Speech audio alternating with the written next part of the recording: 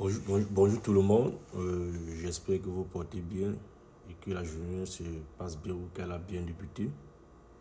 Si j'ai fait cette vidéo, c'est en particulier pour certaines personnes qui se préparent pour l'examen théorique du permis de conduire à la SAC.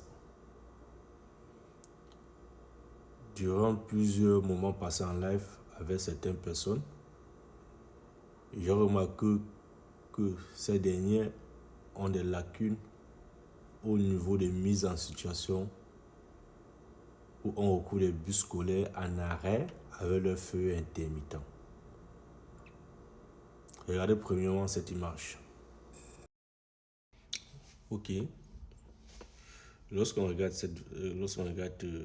juste en haut, observez bien cette image. Observez bien cette image.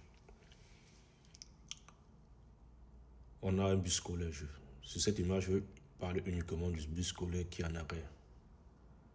Vous voyez bien à droite de l'image, on a un bus scolaire en arrêt avec ses feux intermittents. Les feux intermittents, ce sont les feux rouges fonciers qui sont juste en haut du bus scolaire. Là. C'est en haut en arrière et c'est en haut en avant du bus scolaire. Quand le bus scolaire est en arrêt avec ce feu intermittent et que les bras du panneau stop du bus scolaire sortent. Dans ce cas, on parle qu'un bus scolaire est en arrêt avec ce feu intermittent.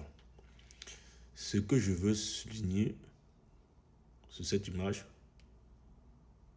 d'après de nombreuses lacunes que j'ai constatées, je voudrais vous dire ceci.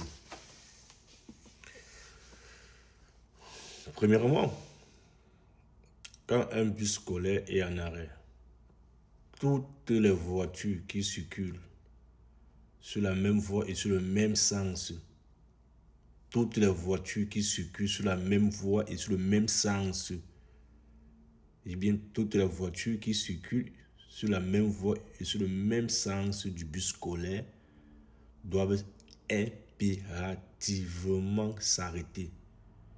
Nous sommes en train de parler du cas d'un bus scolaire en arrêt avec le feu intermittent. J'ai bien dit en arrêt avec un feu intermittent. Puisqu'un bus scolaire peut être en arrêt mais sans ce feu intermittent. Mais ici, nous sommes en train de parler d'un bus scolaire en arrêt avec ce feu intermittent.